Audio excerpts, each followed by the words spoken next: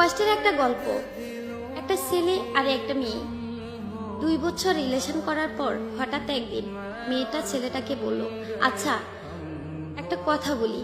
ছেলেটা বলল, বলো। মেয়েটা বলল, রাগ করবে না তো? ছেলেটা বলল, না।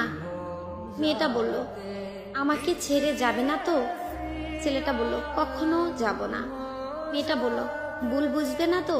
ছেলেটা বলল, না, বুঝবো না। মেয়েটা বলল, জানো আমার একটা অতীত আছে। ছেলেটা বলল, কি সেটা?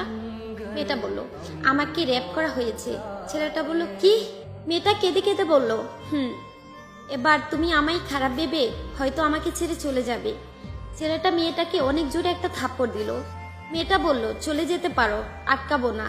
এ বলে মেয়েটা কেঁদে কেঁদে চলে গেল। কিছুদিন পর হঠাৎ একদিন ছেলেটি মেয়েটিকে ফোন করলো।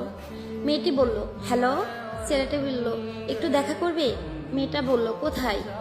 ছেলেটা বলল, আমরা যেখানে দেখা করতাম। মেয়েটা বলল, আচ্ছা। ছেলেটি আগে থেকে এসে মেয়েটির জন্য অপেক্ষা করতেছে। কিছুক্ষণ পর মেয়েটি আসলো। মেয়েটি বলল, কিসের জন্য আসতে বলছো? ছেলেটি বলল, চোখ বন্ধ করো।